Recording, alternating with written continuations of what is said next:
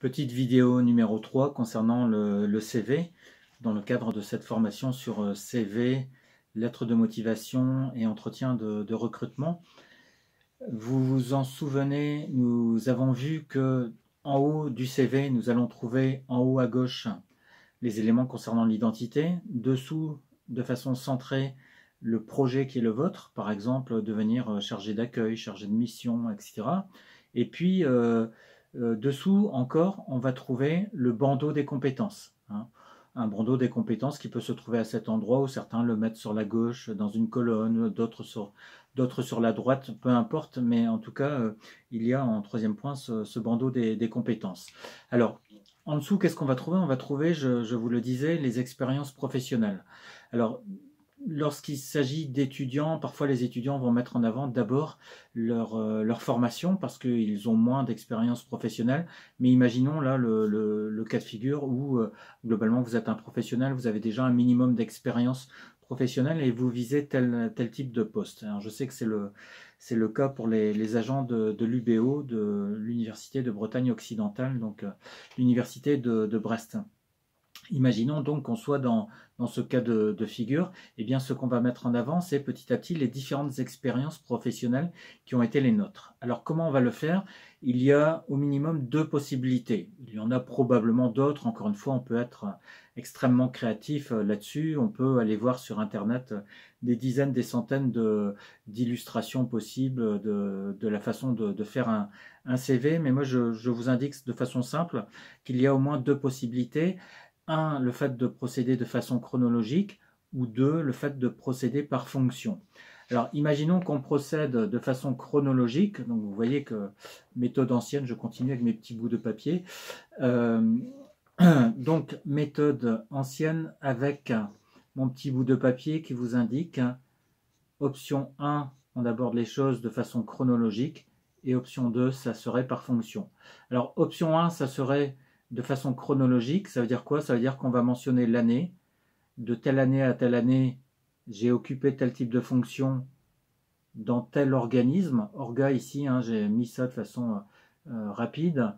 Donc orga, organisme. Donc de telle année à telle année, j'ai occupé telle fonction dans tel organisme à tel endroit.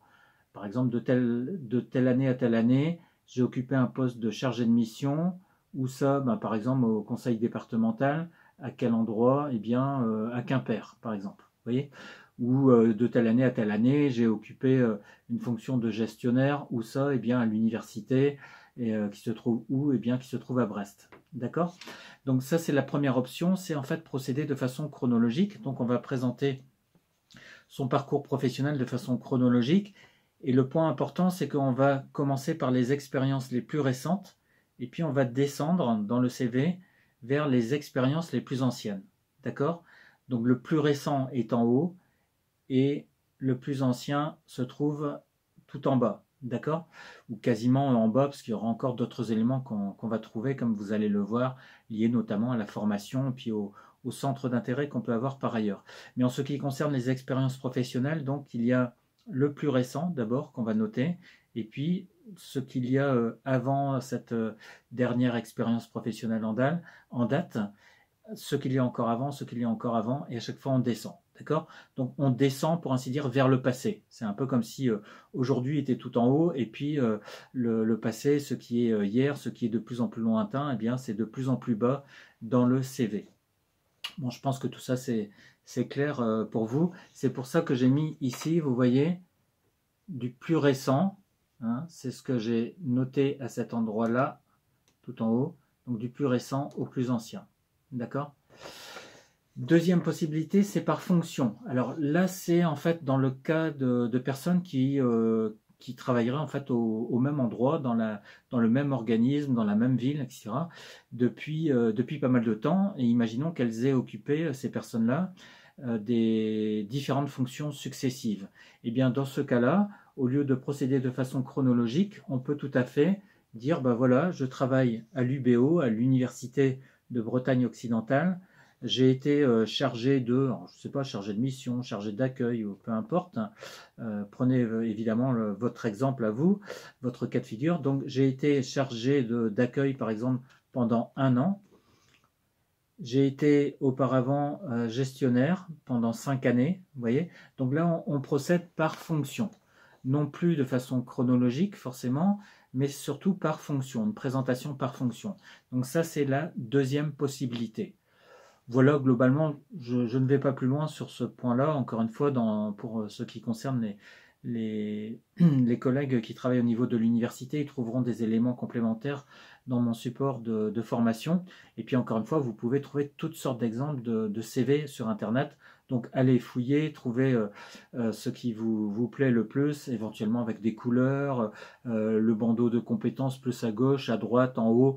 À vous de voir. Moi, je vous indique simplement de façon classique, de façon simple, les points qui apparaissent comme étant des points importants. Et là-dessus, je pense qu'il y a un consensus qui se dégage au niveau de plusieurs, on va dire, de plusieurs organismes qui parlent comme ça du CV, de la façon dont il doit être construit. En tout cas, gardez bien en tête dans quelle optique on est.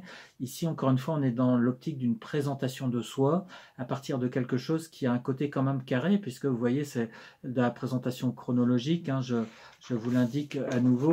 Vous voyez année, fonction, organisme, ville, et vous allez évoquer ça pour telle année, et puis l'année d'avant encore, de quelle année vous vous occupiez telle fonction, puis dans quel organisme. Donc à chaque fois, ce sont les mêmes items, donc c'est quelque chose d'assez carré. C'est une présentation de votre parcours, et l'idée c'est de, évidemment, donner la meilleure image de soi avec un CV qui soit soigné, hein, qui soit bien écrit, etc.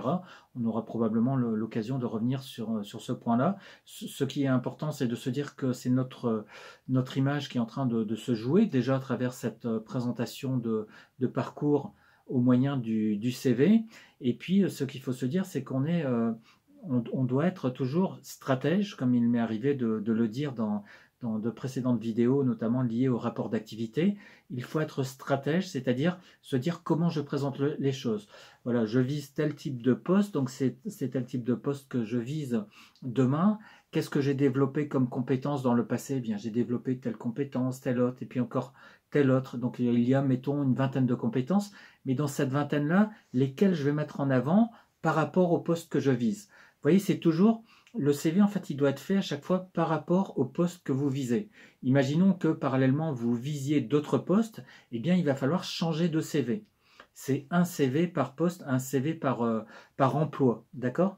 Donc, si vous visez tel type d'emploi, ça va être tel type de CV que vous allez faire. Si vous visez un autre type d'emploi qui requiert d'autres compétences, c'est un autre CV qu'il va falloir. Donc, un CV à chaque fois spécifique en fonction de votre cible, en fonction du type d'emploi que vous visez. Donc, vous voyez qu'à nouveau, on est dans une stratégie.